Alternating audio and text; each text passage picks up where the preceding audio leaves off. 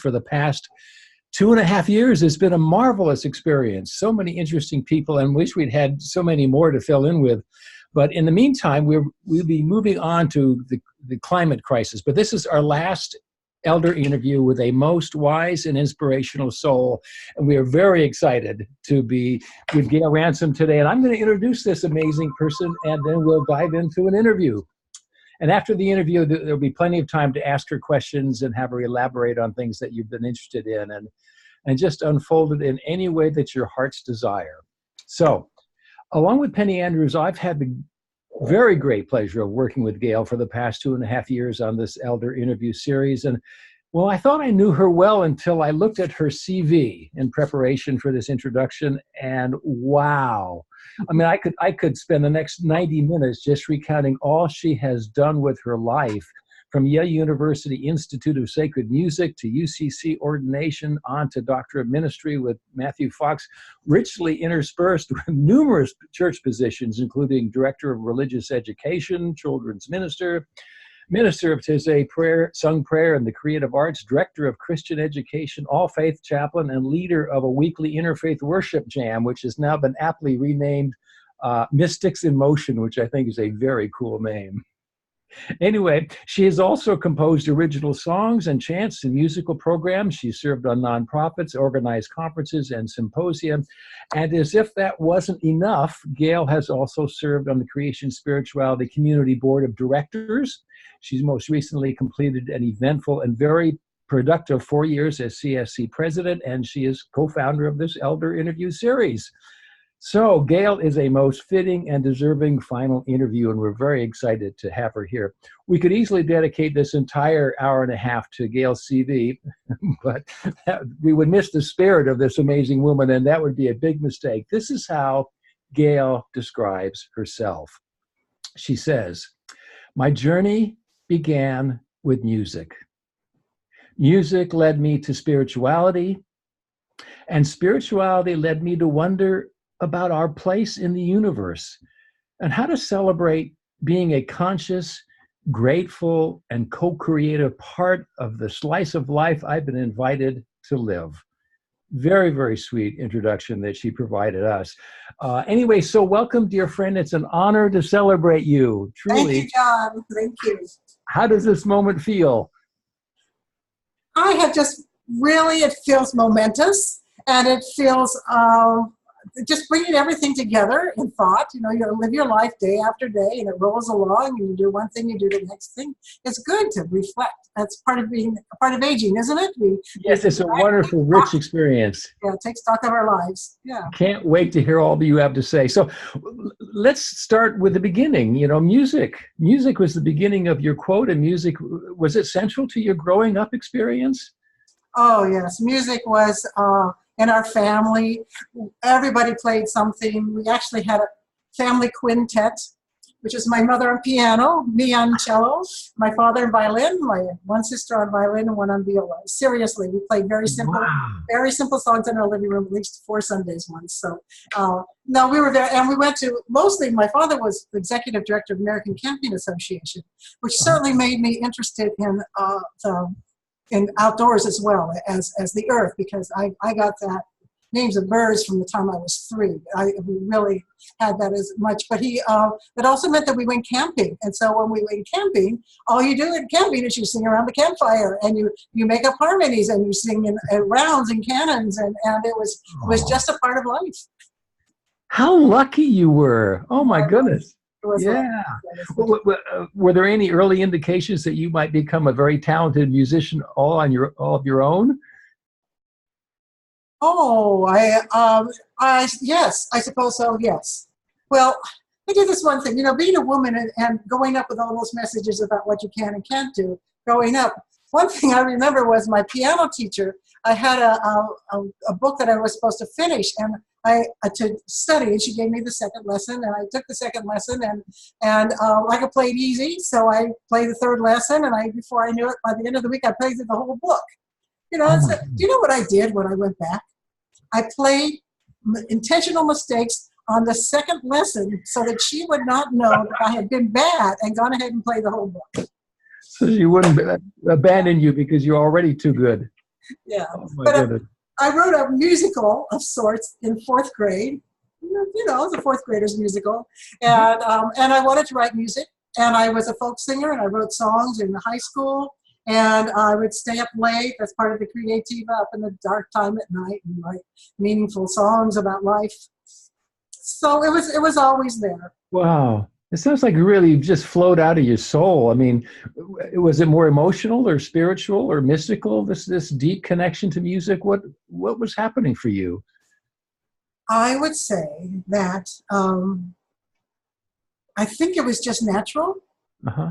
I think some people breathe, and when you breathe, you also make music. Or some other people breathe and dance, and some other people breathe and think great thoughts and write them down. And other people are able to do things with their hands. So that's one thing I wanted to bring up was our purpose in life. I do believe now, looking back, that we do have a purpose. And I do believe it shows. I think it shows first in about second or third grade. Mm-hmm. I think about my daughters. My oldest daughter published a magazine in third grade. We Xeroxed it at the church on the collating machine and handed it out the last day of school. My younger daughter performed in a musical version of The Wizard of Oz and wowed everybody. So that started her career in musical theater. And I've seen it in other children because I work with children that at a certain moment there's these little pops of blossom of who we are. And then the next one comes really about 14 to 16. Then suddenly, whoa, you see who they are for the rest of their lives. And I think that just comes directly out of us from before. It comes with us as souls, beloved, and part of our original blessing is to have this particular gift to carry on during the world. So yeah. That's beautiful. I mean, it sounds like there's an article or at least a book in that. You've got so much to share. But you worked a lot with children, so it sounds like you've seen that budding happen over and over again. Well, yeah. What drew you to children? Who knows? Maybe it's the playmates, I didn't have when I was young. We could go into psychology that way. I don't know. They're so playful and creative, and I like to be playful and creative. And they're so tender and on the edge of life, of developing. It's a beautiful place to be. And my mother was a teacher, so I thought I should go into teaching, and I got a degree in teaching music, which I did for 3 years. And I did a lot of work with creativity. We wrote our own musicals. Mm-hmm.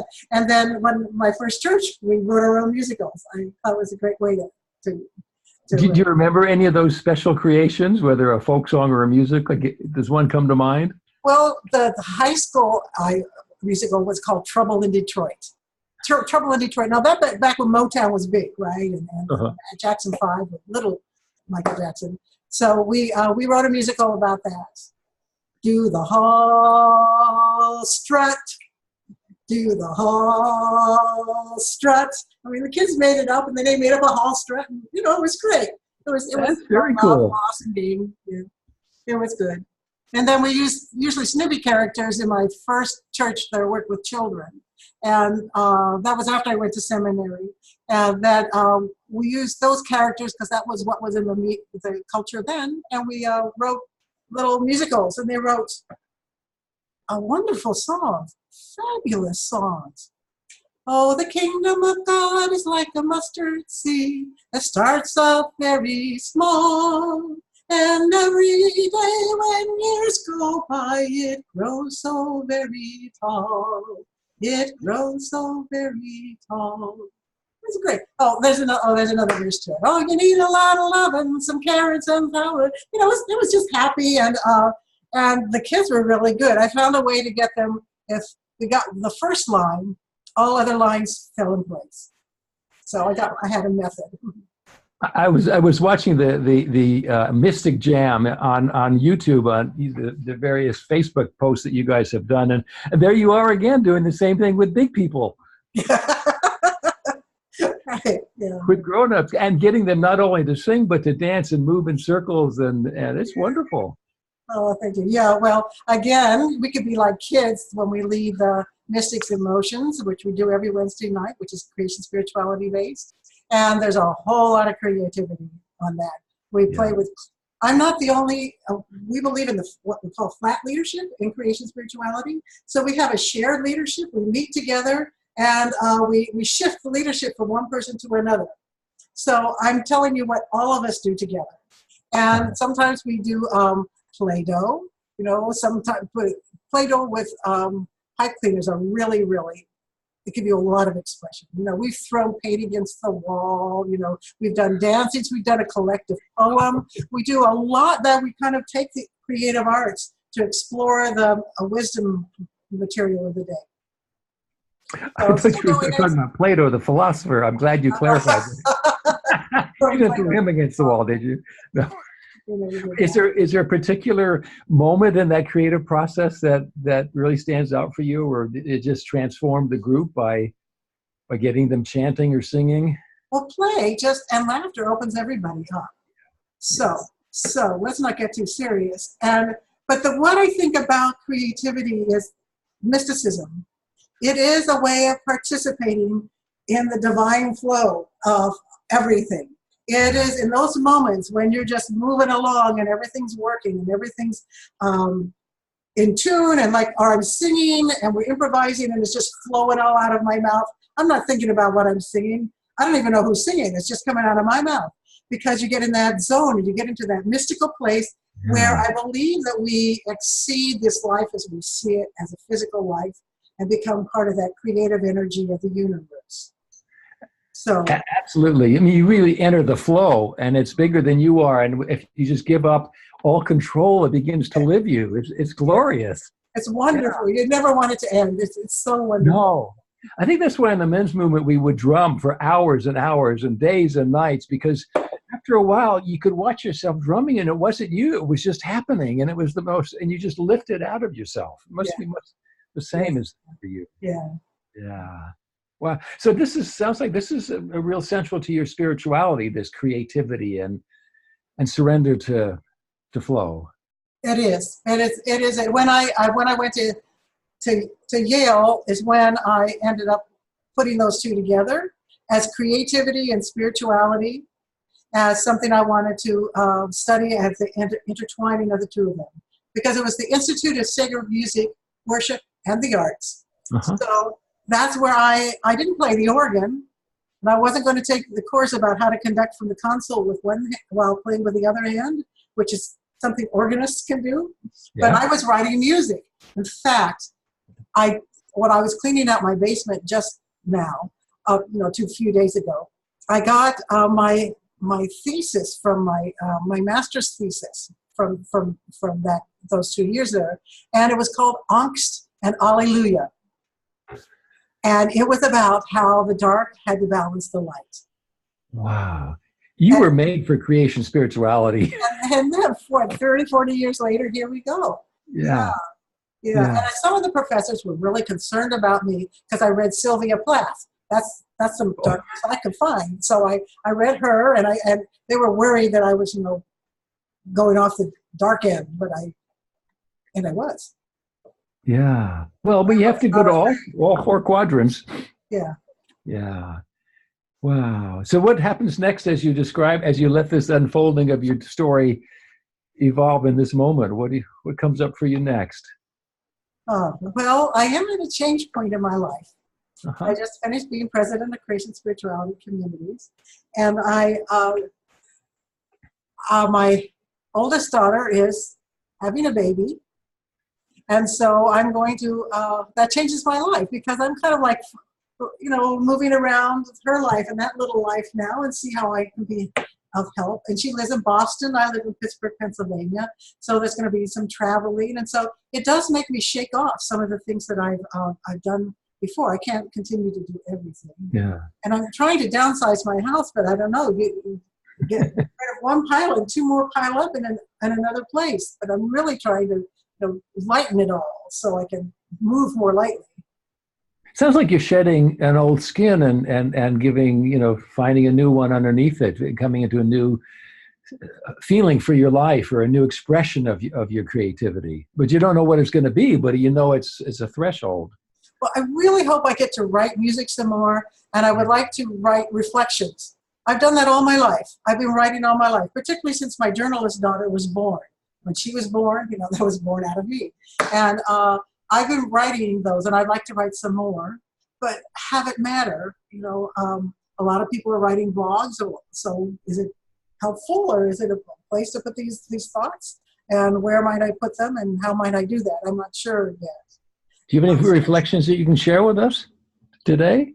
Reflections? Yeah, or could you just do them spontaneously? I could, preparing for this, a lot of ideas did come up. They did. I said, well, now you can spend there's a lot more in this than you're going to be able to talk about. Well, feel free to go with it.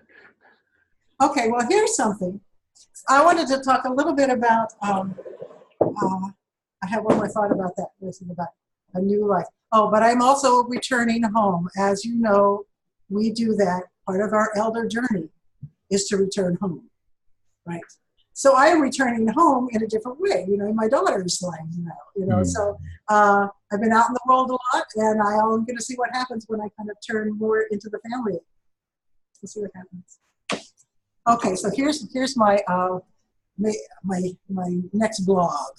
Okay, to trust the flow, one of the evolution of the universe. When we're children, this was on my ad, but when we're little children, we look at ants in the cracks of the sidewalk.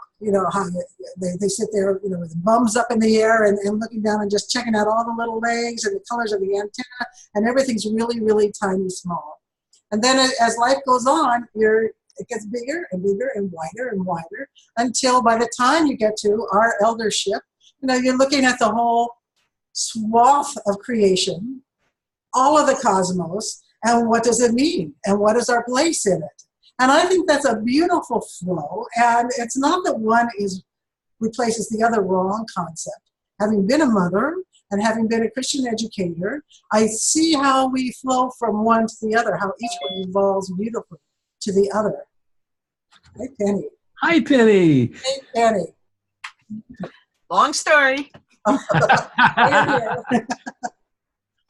So, Gail, you said the most interesting thing when you were sending me material. You said you were talking about your philosophy of life and the place in the universe and what it means to be human. And then you asked this question. You asked, what do we do when we find out that what we've been pursuing all our lives is not it? What did you mean by that? Well, we do spend a lot of time pursuing, I guess, what the culture would say it is, but even without that.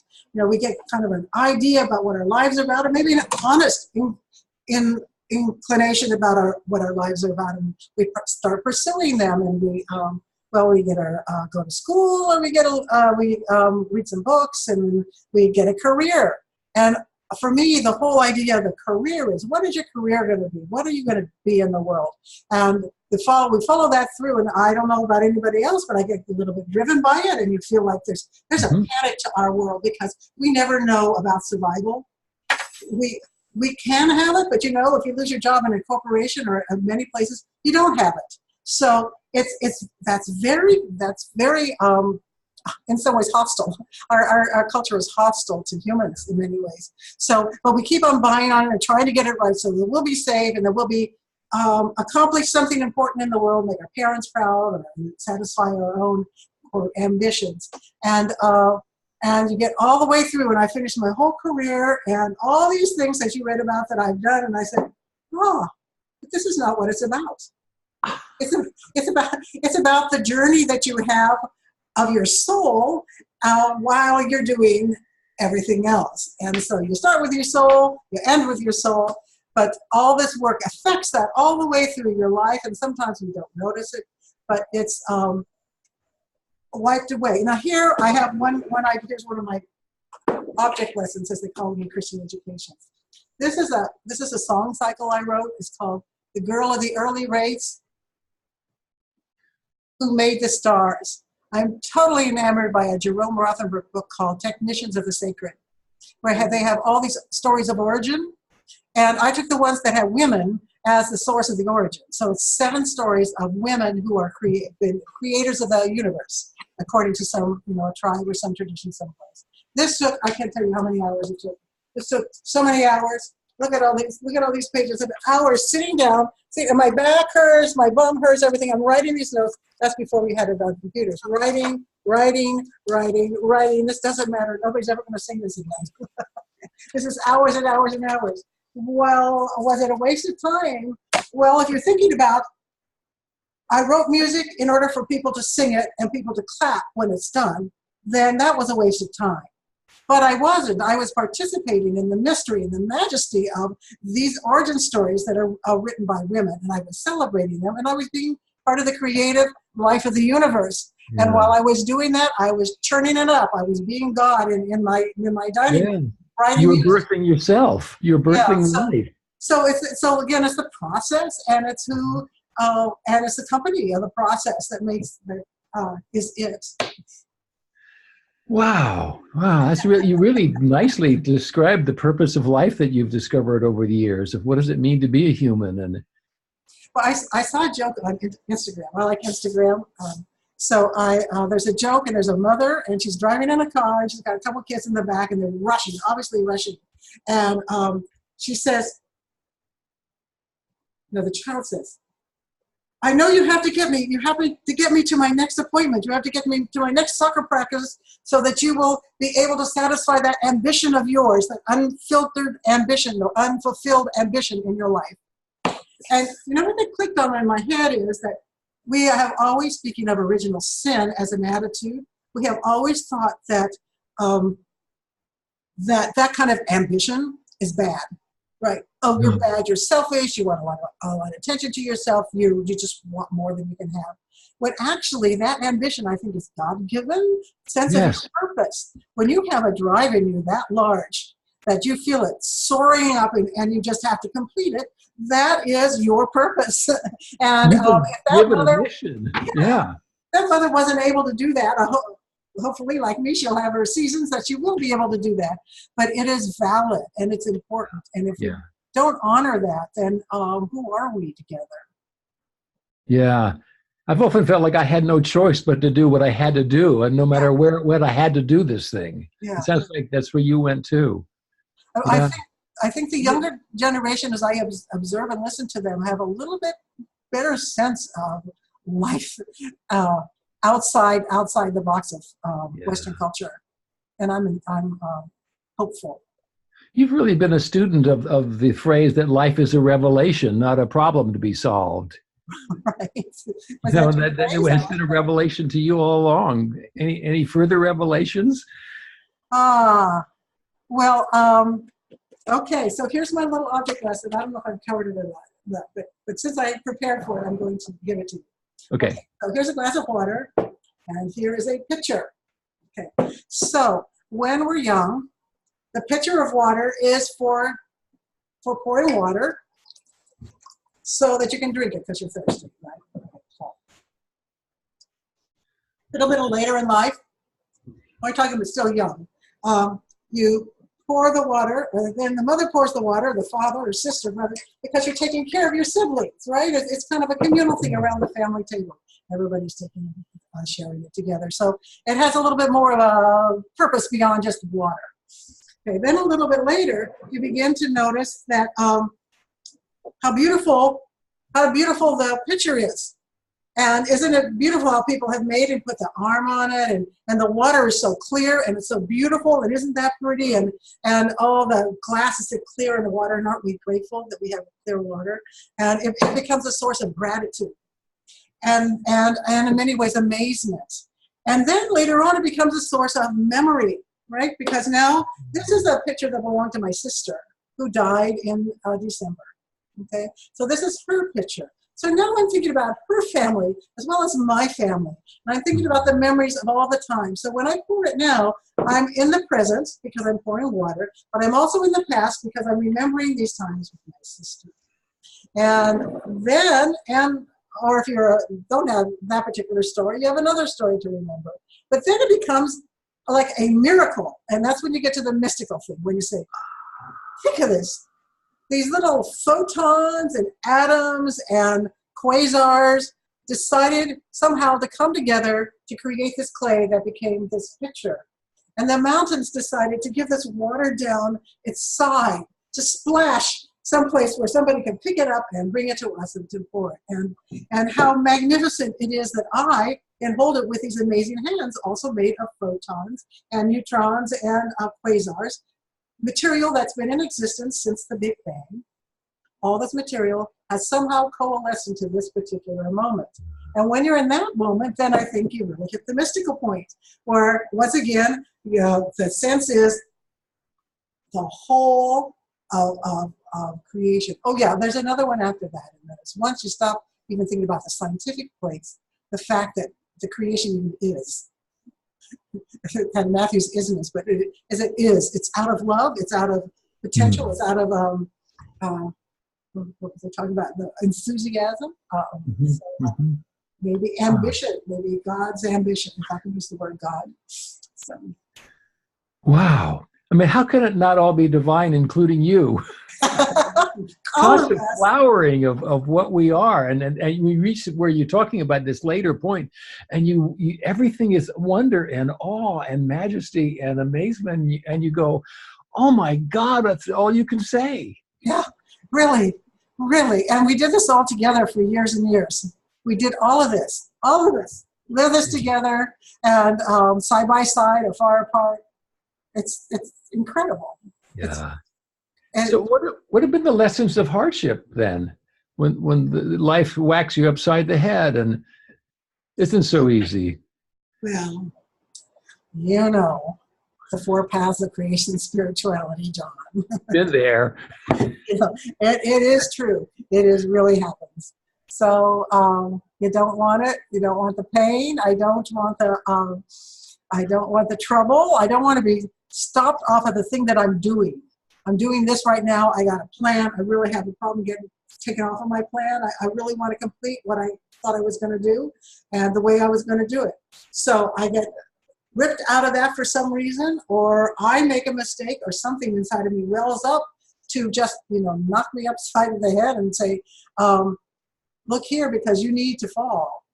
And so more and more I trust it, because the more and more I experience that out of that comes such incredible creativity and change and integrity and character.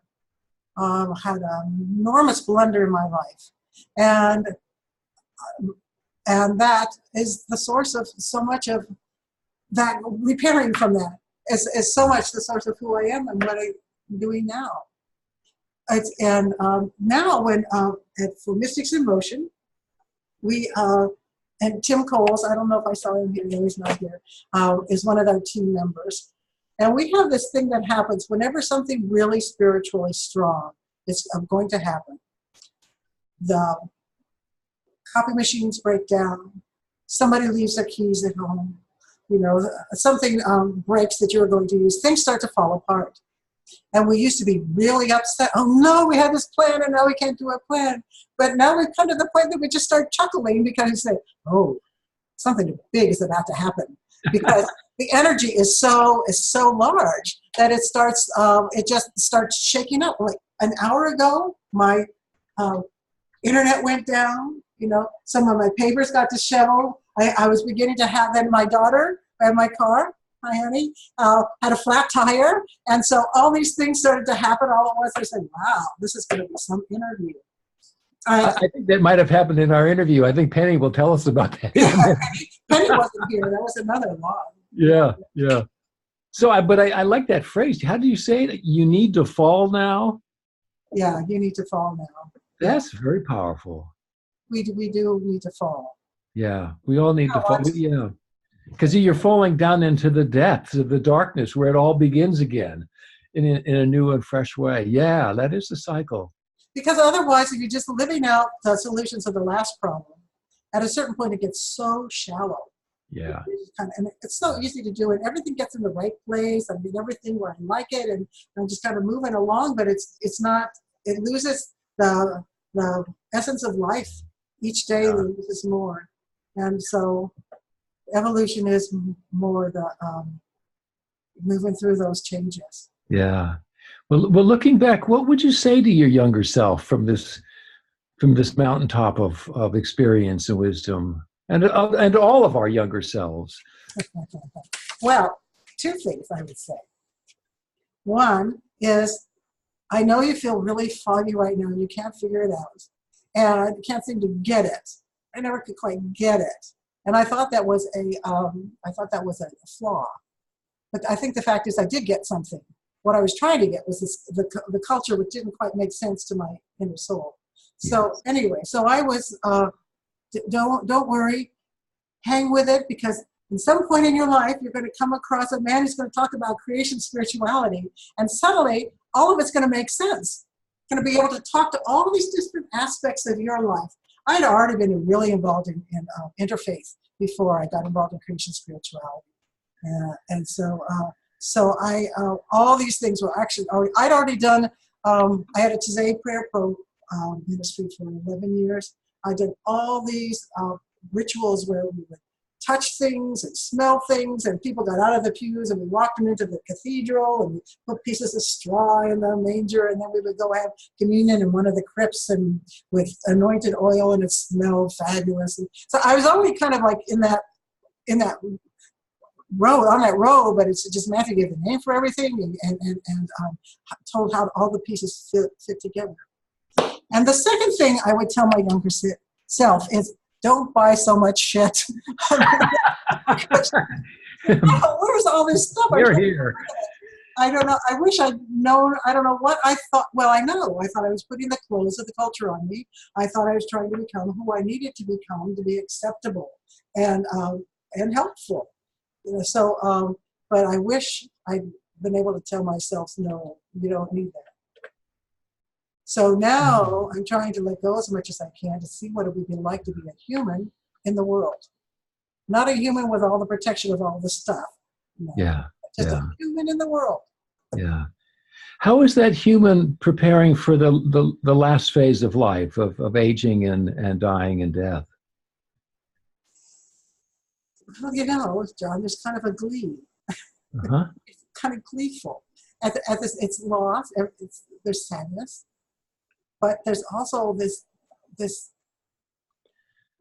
joy, and I think that's also the mystical. My prayers or meditations for me can become very joyful, and I think that I'm really going home, and I'm not afraid. I'm looking forward to it. I'm not wanting to say goodbye to people that I love, but I think it will be all right. As far as I can tell, people that I love have come back to say hello, so I think I'm planning to do the same thing. We just begin to let go more and more of our life. The more the physical life goes, so that kind of decrescendos, and then the crescendo is the spiritual connection starts getting larger until the body just falls away and we become our spiritual self 100%. Yeah. The last skin to go, and then for the next phase. Yeah.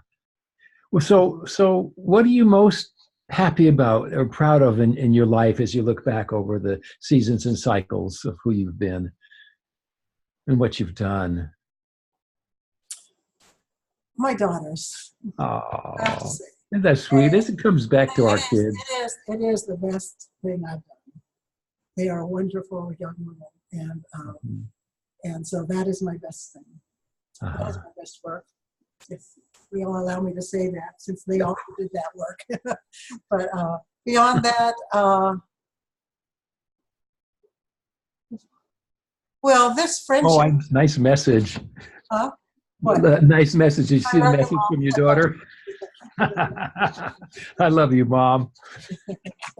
So, beyond that, I don't know. There are three things. There is definitely the Taizé ministry, which is really important to me, and Mystics in Motion at our church, at First United Methodist Church. We're not sure what we're doing now with the latest vote, but there we are in the middle of that. But that group is so stimulating and so happy, and the music we make there, which is beyond this world. So that is a wonderful thing to be creative with and to receive it. It's a beautiful community. And then, of course, being president of Creation Spirituality Communities. I finally got to see what I could do. I was interested to see how far I could lead with integrity and authenticity. Wonderful. Yeah. Who are you? I mean, you've been channeling through your music and through the chanting and all these different forms. You've been channeling the celestial energies. It's quite clear to me, and that's just pouring them into the world. And so, who are you most deeply? Who are you most deeply as Gail?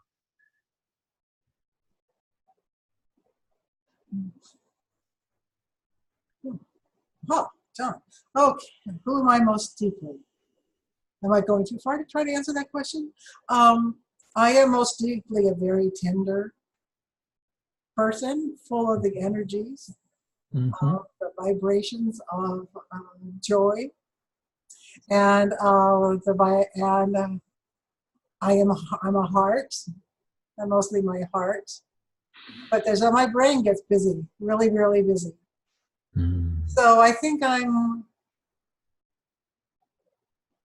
a soul is alive with the joy and gratitude of life. You know, as you say those things, your face just shines. You're just so beautiful in this expression of who you are. Wow. I'm sure everybody else can see that too. You know, this is almost a good time for us to welcome Penny on board, because Penny, are you going to be following up on the Q&A? You have to unmute. Yes, I am.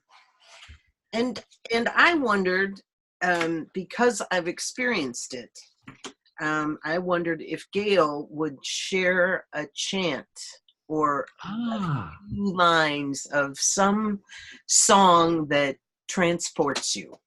Good idea. Oh, that transports me. Oh. And I will give you a prompt that you can at least spin off. I was at the Toronto Parliament and the morning mass, cosmic mass, and you had a segment of that was just extraordinary. But based on that and based on that experience, I would love you to share a little bit of some aspect of music and song that is in you right now.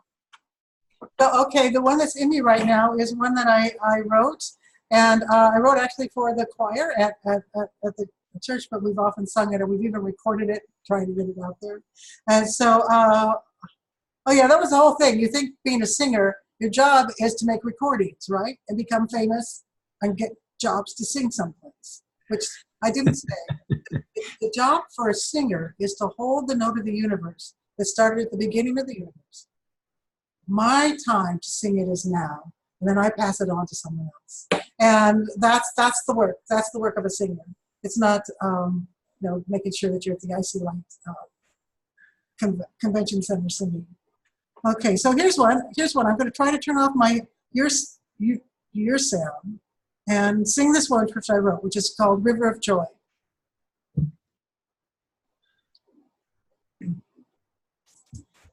It's built on the overtone series, which is what Pythagoras called the music of the spheres. So it has the inside the song has that sacred geometry. My life was born on a river of joy that flows forth from the heart of God. It fills my heart, it sings my song, it carries me when life is long. Oh, God is my joy is in God. God is my joy is in God. God is my joy is in God. My life was born on a river of joy that flows forth from the heart of God. It fills my heart, it sings my song, it carries me when life is long. Oh, God is my joy is in God. God is my joy is is in love. God is my joy is in love.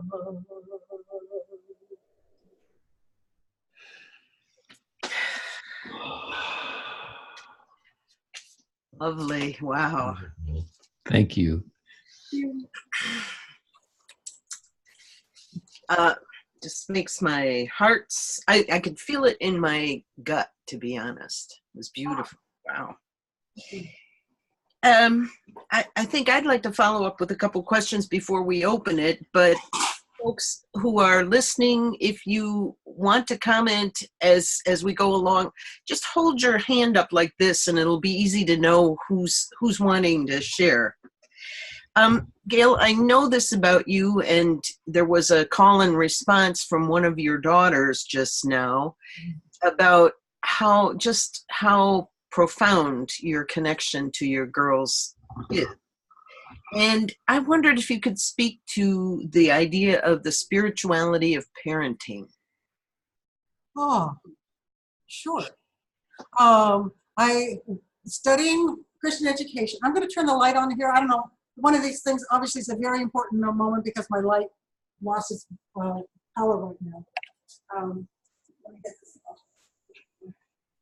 There. Just wanted you to see my, hopefully you want to see my face.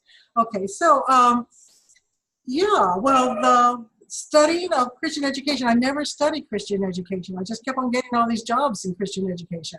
And so I was studying it about it, and it says that a baby at first understands the parent to be God. If the child learns what love is and how the whole universe holds the child in love, by how the parents hold that child those first few years.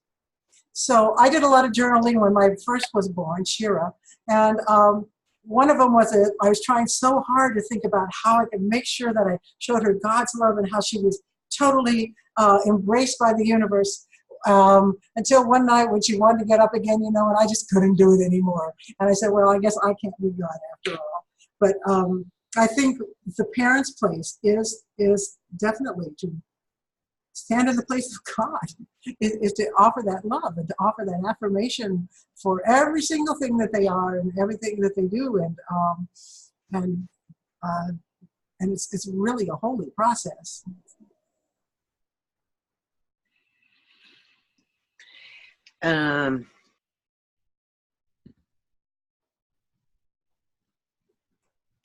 Oh, you muted. Oh, you muted yourself here. All right. Oh, there you go. Please, if you have comments, be sure, or questions for Gail, this is the time for our conversation. Yes, Janet, and you're on mute. There. Peace be with you all.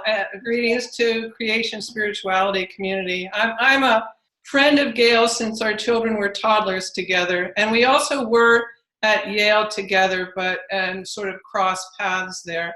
I have two questions. I'll ask them both, and they're sort of in different areas. The first one is, could you speak to how much being a woman in the church in the late 70s, early 80s drove you toward children's education? Because that was the only place within the church that was available to us at that time. Things have changed, but that was a very transitional time in that way. And being, could you speak to being female through the course of all of your journey? And the other is it is to expand some on the impact of your experience with Taizé on your trajectory. Yeah, I just going on that question about I didn't study Christian education. You're right, I just got the job. The same thing for Taizé.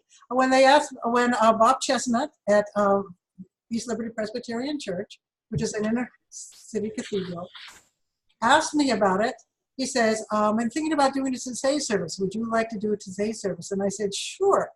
And then I went over to the bookstore across the river and bought a book and found out what it was.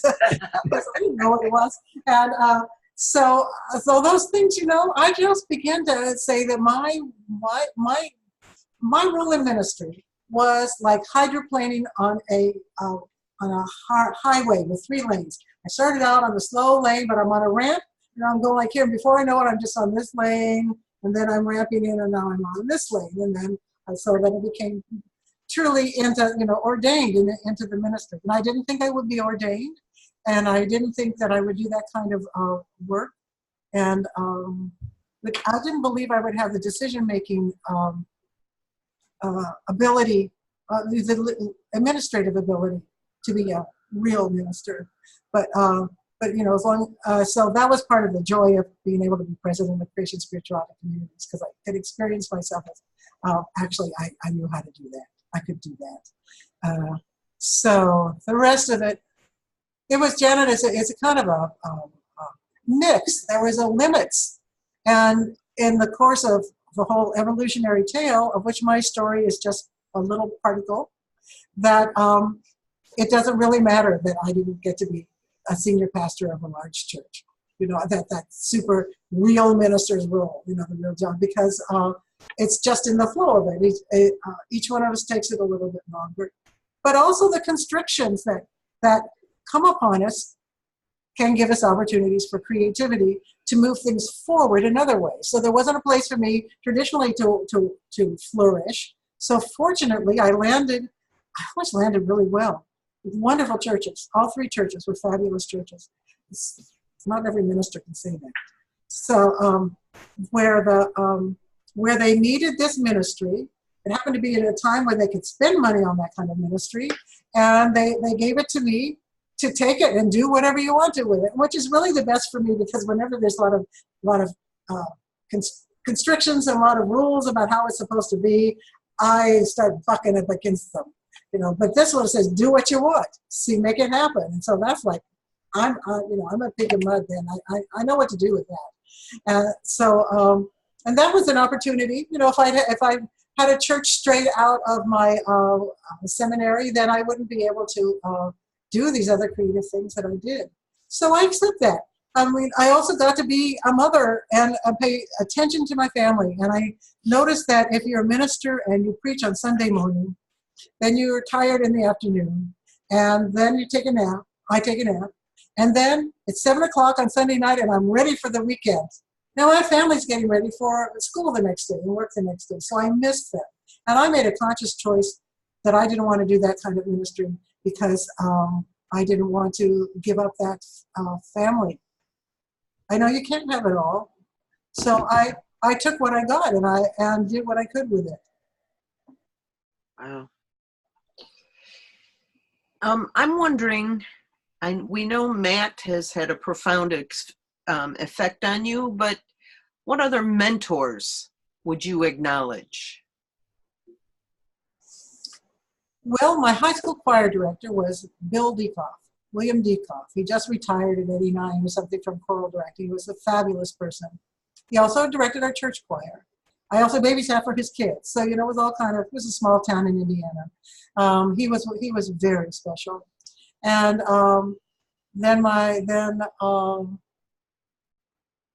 the important mentors, certainly Bob Chestnut there's some in Jeffrey Rothorn and seminary. John Cook, who was a professor of Christianity and the arts, was so important to me.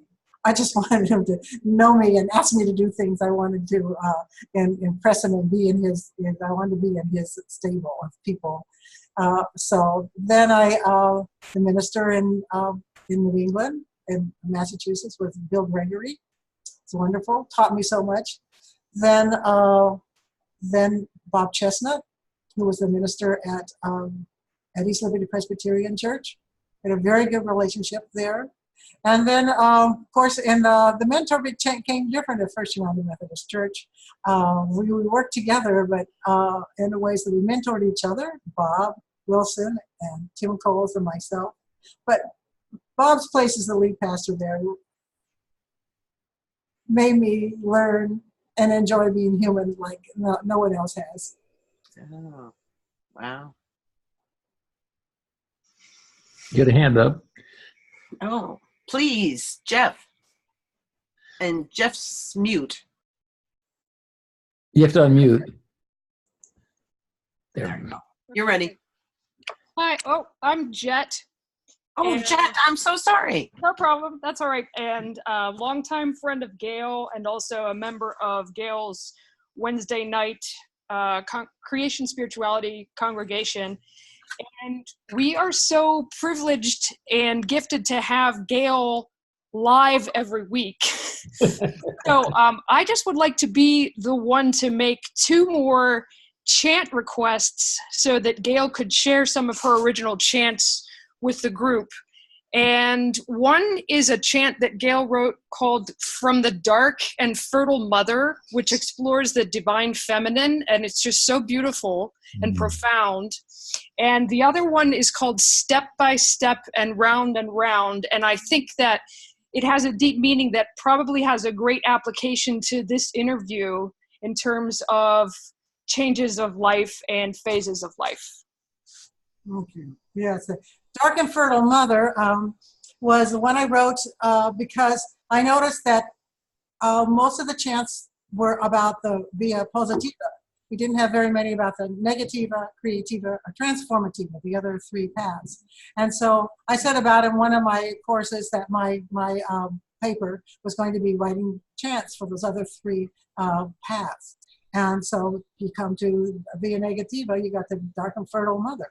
And it has the images in there and of God as, when we get images inside of our mind and creativity, there are God's images coming into us. That's God speaking through us, giving the images, giving the words that come out of us.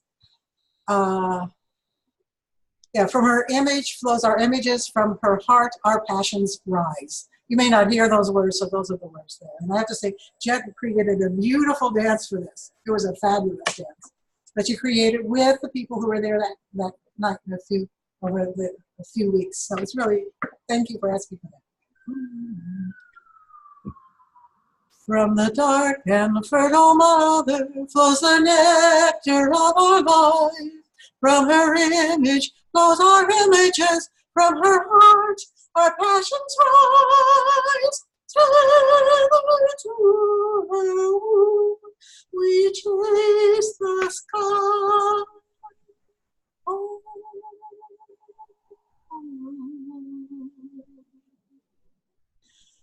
I'm going to try that again. So, and then when you go to the home, some people sing, oh, and some people sing, oh, and so you get that open fifth, which is the first partial on the overtone series, which is usually Gregorian chants, uses it. All different Hindu music uses it to create the spiritual, connecting to the sacred harmony music. Okay, I'm going to do it again. My voice was ready. From the dark and fertile mother flows the nectar of our lives. From her image flows our images. From her heart our passions rise.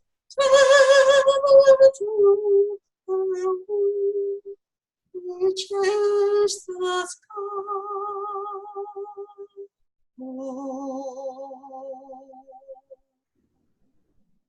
Mm.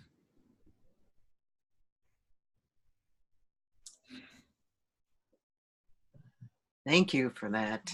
Are you in? Do you want to go into the second one, or do you want to save that for the end? We can save it for the end if you want to. Is that okay, Jet? Yes. Whew.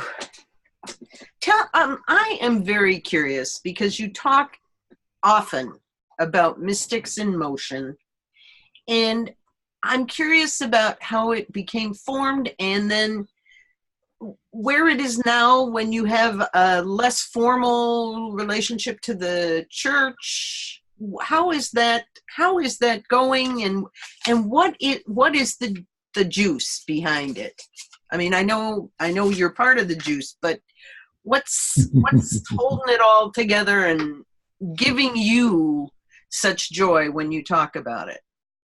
Well, first I see Bob Wilson is here. Robert Wilson, you see that? We don't see his face, but Bob was one member of the team, the three of us. He was the senior pastor, and Tim Coles is the music director. So they gave me some money to go to the church to do some classes and help support me go to school.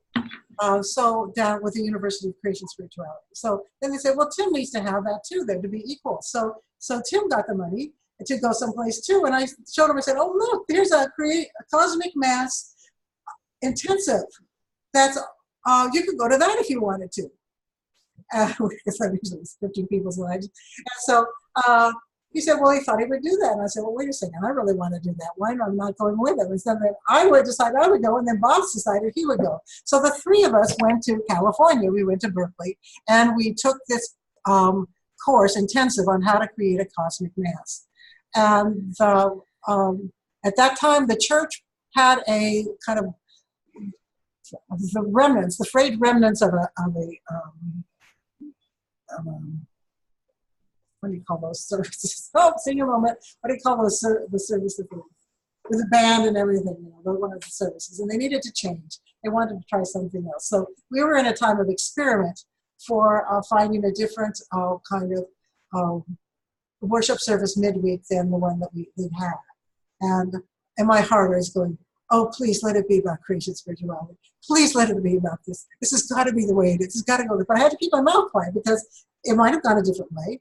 And everybody had their ideas, and we tried different ways. But we finally ended up, those 4 paths were just a beautiful way of putting things together. And the three of us just responded to the dances. And this gave us structure and freedom. That's what you need, structure and freedom. And through that, we became deep friends. Deep friends, doing this creativity together, doing this, coming up with ideas. And where did it come from? I think it came from friendship and love, and that comes from God. I'd say that's kind of a mystical thing, that entering into that deep relationship people can have together. Wow. I go to yeah. How do you co-create what you're going to do on any given evening?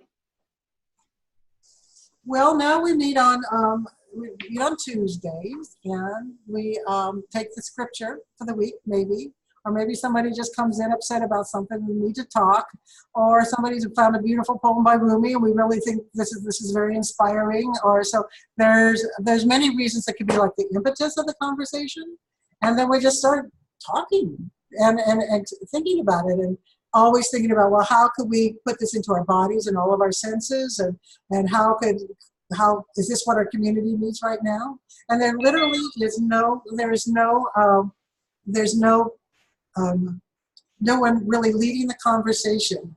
Each of us has our roles. Like I'm the person who puts everything into order. I write it down, what happens next, and then I'm calling on the time and I'll see the next night. Okay, this is okay. It's time now to go to this, and that's kind of what I do. So I like to put the shape in, and Tim opens up like the music part of it, and then Michael, who's another member, does the Michael about all the science and the mysticism and the Hebrew chanting, and so each of us brings different parts into it.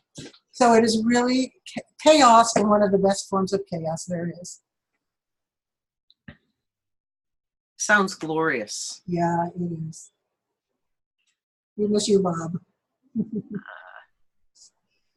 Other comments for Gail or questions?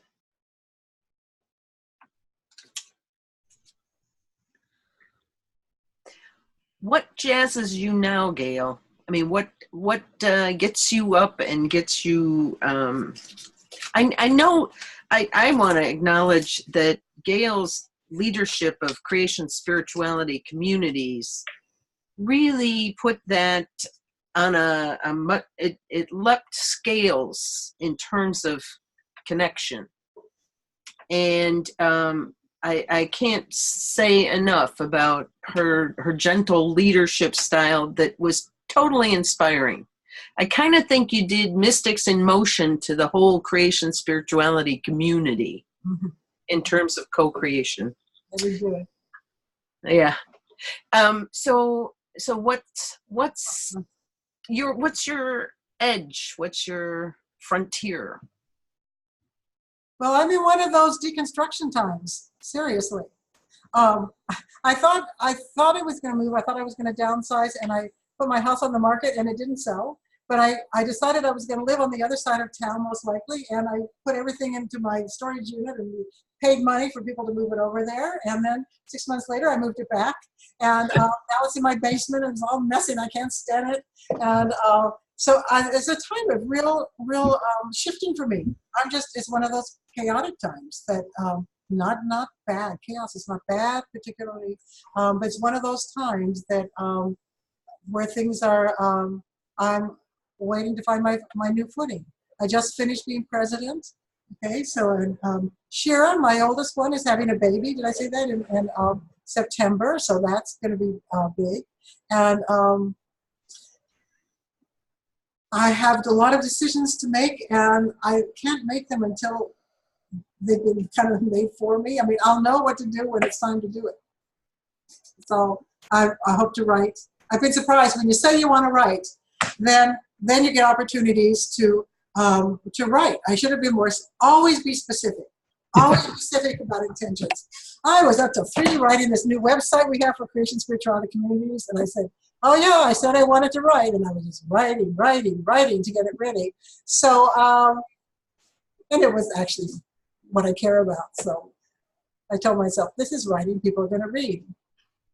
Be happy. Wow.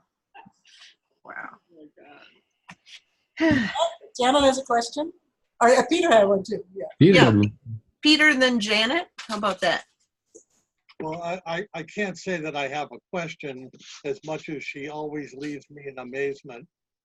I have to say that my life has been really blessed by I guess over 6 years, including the board and the ordination committee, where I benefited from her insights and her wisdom, as well as her questions and her doubts and all the other ways of sharing that was probably heartful as well as headful. Thank you, Peter. It was great.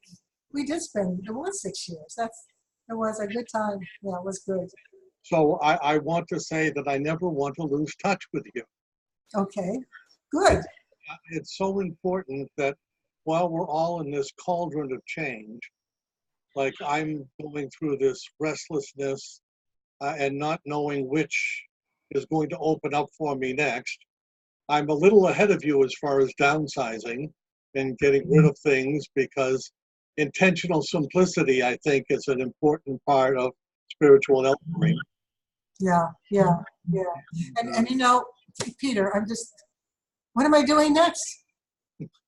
Penny, you had me all fired up about climate change. That's what I feel about. I'm sorry, I was too much involved in other things to remember that is huge in my heart.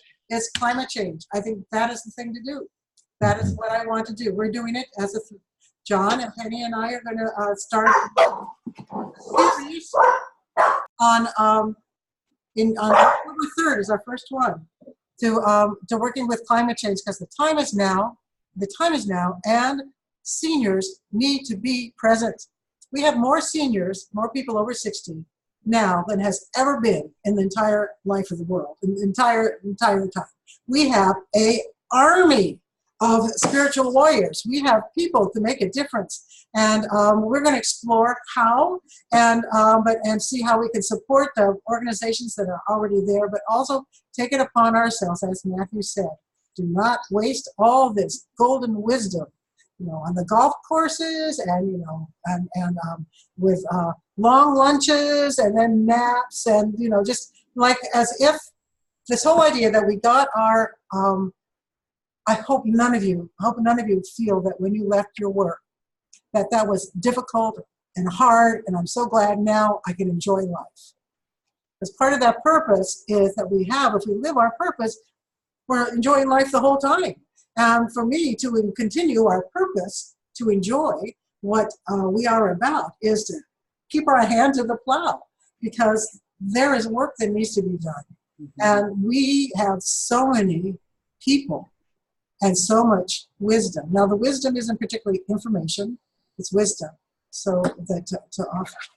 And so we invite you to explore with that on October 3rd, and you will get an invitation. I'm sure Penny will want to say more about that. It's her, she's the lead on this. She's really got the passion. Thank you. Janet. Thank you so much. So this actually, Penny and Gail, you can put the kibosh on this if you want to, but I see that Ilana's on the call here, and I would be very interested if Ilana could speak some to her sense of your elder, your trajectory, Gail, your journey, her impressions of you through the course of her perspective on the course of your life. If Ilana's willing to share that and you all are willing to invite it. Ilana? There she is. Oh, she's just down the hall. I thought you were like, good. No, I'm not by the side of the road with the tire. Good. Is that okay with you if I talk? Oh yeah, of course. Please. My daughter. So, Janet, my connection went in and out, so I just want to make sure I have your question right. You asked about my observations watching my mom as a leader during my life and what that's been like. And since this is about eldership and of the journey of life, your sense of your mom's growth really through the course of your time as her daughter, not so much your growth, which usually would be the focus. Because I consider you a spiritual powerhouse too, just saying. Oh, thank you. That means a lot coming from you, Janet. So it's interesting to talk about eldership. I have known my mom my whole life. And hey, Sheila, I know my mom my whole life. And even though she's supposedly gotten older, she doesn't feel like she's aged a day to me. She has the most exuberant, joyful, youthful spirit. And I think that's why she looks so good too. I've always been in constant awe of my mom and the joy that she attracts and brings out in people. She's like this tornado in the best sense of the word, just like bringing the good out of people, bringing them together. And that's been her mission my whole life, as long as I've known her. I remember going to the church with her when I was a little girl, and on our way from her office to the parking lot, about 4 people stopping to talk to her because they needed her. Because I'm going to get emotional because I love my mom so much. She just gives so much to so many people. And she's so generous with her spirit and her love with everyone she meets. No questions asked. No questions asked. And I think that's what keeps her so young. Does that answer your question, Janet? I love you, Mom. I love you too, Mom. My daughter, so proud of her.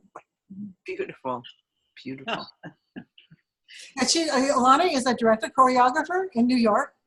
And she has 2 Broadway shows to her credit that she worked on the staff, the creative staff, and she's very busy doing what I say, the impossible career, and doing it well, succeeding. It helps to have a supportive mom. I imagine your tap shoes are hung up for a little bit now, right? Oh, you're not the lady. No, that's her older sister. Oh, amazing. Not that I know of, no.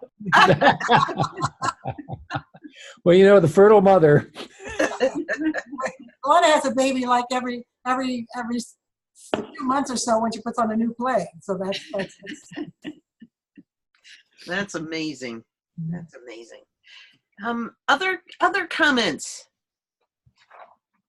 reflections.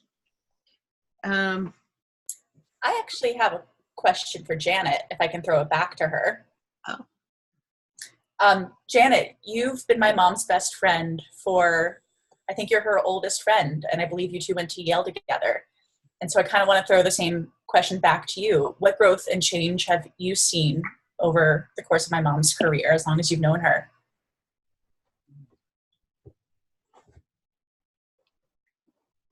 Gail knows very well that presented with a question like that, my first very Presbyterian response is to be a total deer in the headlights. And just go, oh, nothing. I can't think of one single thing.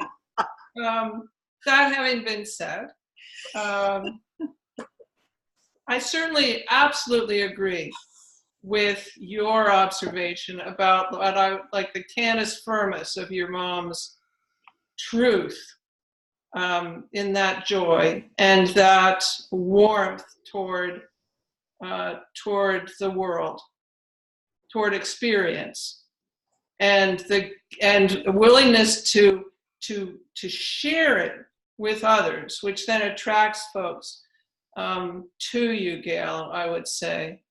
So that I agree about that being a total constant. I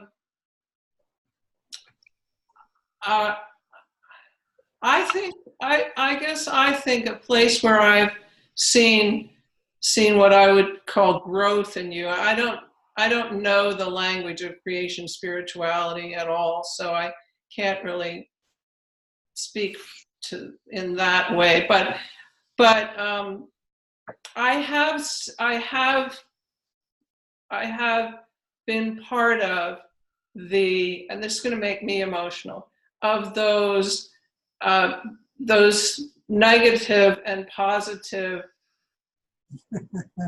wrinkles of your life. True, we have been through those together, haven't we? Yeah. And I think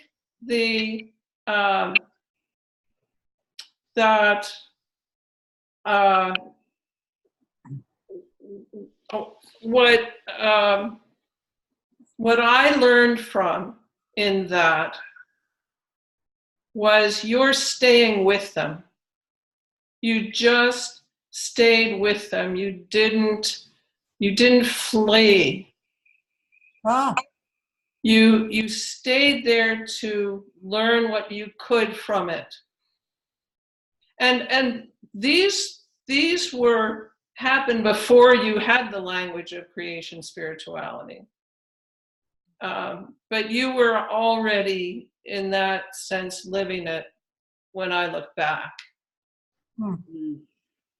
And so that, for me, even though there's this consistency in you, there also is the example of how to grow from experience, and I was privileged to witness that. Thanks for asking, Ilana. Lovely. The spirituality of constancy. Stay in the rock. Mm. Yeah. Oh, thank you. It's true. I felt that dogged, just staying with it, including starting. Our each worships. Today, oh my gosh, the first few years, we had 6 people and then 14 people, and so you just have to keep doing it. You have to do it every night. You have to do it every week, and don't stop. And after this, I think the second year, it was right after Labor Day. Nobody was there except me. I said, well, okay, I'm going to do it myself then. And when I left, there was 180 coming on a Wednesday night. So you just have to stay your course, stay the course. And Mystics in Motion has had some times when we really had to just say, we know what we're about, we know what we're doing, and we're going to stay the course, and it will the community will rise. Wow.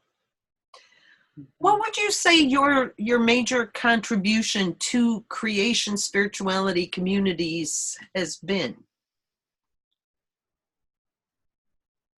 Well, I was willing to work 60 hours a week to keep the course, to stay the course. I think that was one of those things, like we were talking about mystics before. You know, I just knew what to do next, and I think I think that's part of it. We practice that, the creative flow. We practice that. I knew what to do next, and I kind of like. And working at like you work a piece of clay, work in the community like clay, or working at like music, you know, you kind of feel and connect and feel, and then think something over here and has to take the shape over there.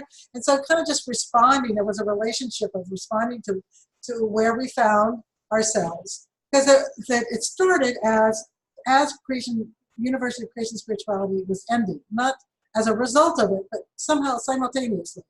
And but at the beginning of an organization, you have to spend all this time doing your bylaws and getting all that stuff done. So it was a time when but in that time the community had kind of scattered, so we had to pull the community together again. So I think that's what I did. My idea was, and my purpose was to bring people back together, not just to be there, but to have a creative conversation and to. It's fulfilling, you know. People like you, so many people have done incredible things with it, what they how they grew with creation spirituality. You know, artists and activists and people who are counselors and chaplains, all this ritual leaders, and they were doing things all by themselves because it's such a powerful tradition that actually can happen. But we weren't together as a community at all. We didn't know what each other was doing. So I just looked for ways to bring everybody together again so that we could share what we were doing, and then, of course, grow from seeing what somebody else is doing and get inspired by what somebody else they see, and then just continue to kind of pull us together so that we were a community. That was my work. Well, I just put the 3 C's of Gail's life together. Constancy, creativity, and connection. Aww. I mean, there you are. It's woven through your friends and your daughter's comments, and in how you light up when you talk about creativity. Just there it is. So, Wow. there you are. I think that's what you're going to bring to the climate crisis, is those exact 3 C's. Okay. Community. Is this, did you say community too, or is that connection? Well, it's a 4th C. Yeah. All right. I'd add a 4th, which is centering, or being able to center other people. It's great. 5 C's. What was the last one? I missed the word. Centering. Center. Oh. We should add consciousness in there too. Chaos. What about chaos? Starts with a C. Chaos, 6, 7. The K in Do you have compassion? Compassion. There you go. Wow. they leave the 7 C's. There's your next article, Gail, or your next chant. That's interesting. Wow. Passion. Well, I'll listen to it. Thank you. Okay. That's a good way to end, I think. We could go a couple ways. If anyone has a comment at this point, please just raise your hand. Or the people who are non-video, how do they let us know they want to speak? Is that? Oh, Jerry has a note. He says, "Sing for us." Oh, Jerry. Jerry is a pastor of the People's Church. They worship online and in the streets. I love the description. Oh, and I see Jet posted about the dance that goes to the song. Can you share something, Jet, with us about that, and then lead into the step-by-step? And then maybe we stay on a couple more minutes just to talk about what's coming next, because this is our last official elder interview in this format. And it's fitting that the woman of the infinite C's bring this to a close, because all of those seeds have shown up in one way or another in creating this container for the elder InnerView. You know, without Gail's being a linchpin for this project, we wouldn't be here now, certainly. That's cohesion, another thing. Oh, what is it? Cohesion? Cohesion? Cohesion. Great. Peter's on a roll. This is just up Peter's alley. He's good at this stuff. A logo file. Okay, so no other input. Let's see. Jet, can you share a little bit about the dance? Sure. This is a dance that goes along with the chant that Gail wrote. It's called Step by Step, and it's probably better that Gail introduce it and, of course, sing it. Okay. Jerry wants to know, shall we dance while Gail sings? All right, Sheila likes that because she's an interplayer and a dancer. Sure, go right ahead. It's in a circle. So we can all hold our hands like this out across the world, across the country, okay? And then our legs are going to go step, step, step, hop. Okay, so that's what we're doing. Step, step, hop, step, step, step, hop, step, step. And there we go. Center is calling. We'll put our hands into the center. Earth still revolving. Turn around if you want to. It helps if you have a chair.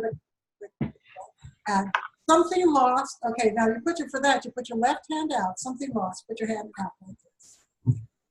And then, if we're close together, we say something found.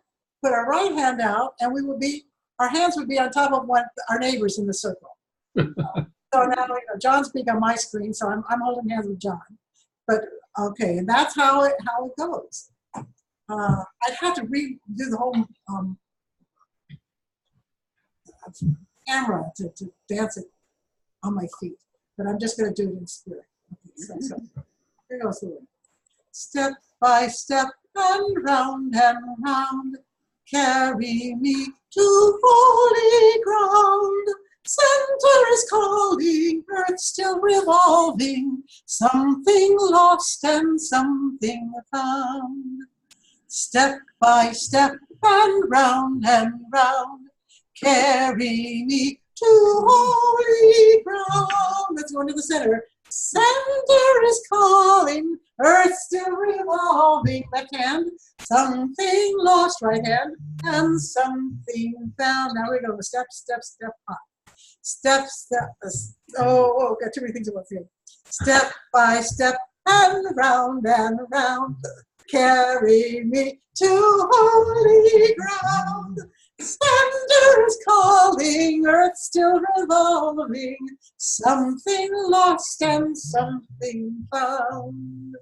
Step by step and round, carry me to holy ground.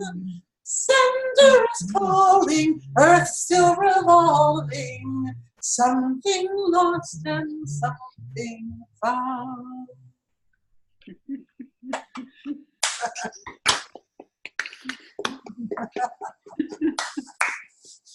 That's fun. That's a first. That's a first. That is a first. Across the nation. That's grand. Oh, thank you, Gail. Thank you. Thank you, everybody. Thank you for coming. Thank you, my friends and my new friends, for coming. I'm humbled. I'm humbled by this experience. And thank you for letting me. It was a wonderful window into your life. Wow. Yeah. Blessings. And do we want to share a little bit of our vision, just so that if those that are listening might catch the vision, they have a heads up on October and also collaboration? Yes. Go ahead. Okay. I am working with Joanna Macy's work that reconnects, which is very allied with Matt Fox's 4 Paths. She created the spiral and changed the words. Instead of positiva negativa, creativa transformativa, it's gratitude, honoring our pain, seeing with new eyes, and going forth. And her work has been largely about dealing with the reality around how the earth has been treated, and all the elements that have led to where we are today. And so that's one of the groundwork inspirations for what's coming for me in terms of October. But with John's mystical activism and this book that's rich with exercises and opportunities to deepen, and with Gail's 7 C's, we're hoping to create a context for being very truthful about today, and yet also very full of active hope, whatever that might mean to anyone who's joining us. And there is art being done in this realm, for this realm of people's awakening to the truth of today. And we will be giving our 90 minutes each month to aspects that are calling to us, that are based in real-time information, because there's an awful lot of stuff coming forward now, but also to what Charles Eisenstein, and I'm going to speak this liberally because I didn't hear him say this explicitly, but we are living into a time of post-activism, where it's no longer just a reactive kind of activism. It's one that takes our whole essence to bring forward, to sustain it, to know. And I'm saying this frequently now, but it rings true when I say it, and it's hard to say, but we will live with this for the rest of our lives, what's ever to come. And it will be hard. And yet, even Joanna Macy says, if I knew how this was going to end, I don't think I'd tell you, because great creativity and great courage come from these times of great peril. So we hope in some way that our 90 minutes will become a community of nurturing, of holding, and of supporting each other in the going forward. We all have a role, and it's up to each of us to find it. And so this is, I think Gail came up with the name Creation in Crisis. And so that's what this will be morphing into October 3rd. It's a first Thursday, so calendars can be marked easily. And I think that's what I have to say about that. Would either of you like to comment further? Well, I would just say that Matt has always, from the very start, been involved with mysticism. And this is not just mysticism as a good idea or a nice experience or somebody else's value system. This is profound transformation of who we are. I mean, this is taking Gail's infusion of the divine more than just into flow, but also into living in the world in an entirely different way that leaves the left hemisphere rules and the expectations out of the system for a while, so that we can profoundly be new people in a new world. Everything's going to change. It's going to be a mobilization beyond anything we've ever done in our lifetime and in the lifetimes of our ancestors. So we need to be profoundly turned inside out, and I think we can do that. And that's these 3 prongs of creation spirituality, you know, the mystic and the prophet and the artist. It all comes together here, along with the scientist. And so we're trying to carry all 4 of those dimensions. Gail? My last C is cheerleader. Yeah, we need to do this. I am cheered by some of the news I'm getting about how corporations are beginning to say, oh, it's going to cost us more money to go ahead and then face climate change. as it is for us to do something about it now. So in that financial world, people are making changes, and I'm happy, I'm hopeful about that. And I'm thinking, well, maybe we can do this, or we can do something. So, but now is the time. We have 10 years. Right? We have 10 years before it's permanent and there's no turning back. And somebody, Penny will know the name, somebody said that this is not a time, this is a time of restoration. Just like that word restoration. We don't think we're fighting. This is a time of activism. This is a time of going against things. This is a time of restoring our relationship to Earth. And I can't wait to do it with you all. I think this is what we need to do. Thank you.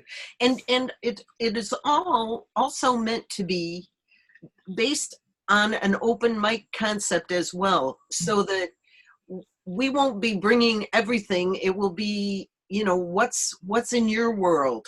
Do you need a few minutes of the time of that month to speak what you've heard or what you're experiencing, so that we're enriching each other, because this internet gives us the opportunity to do that.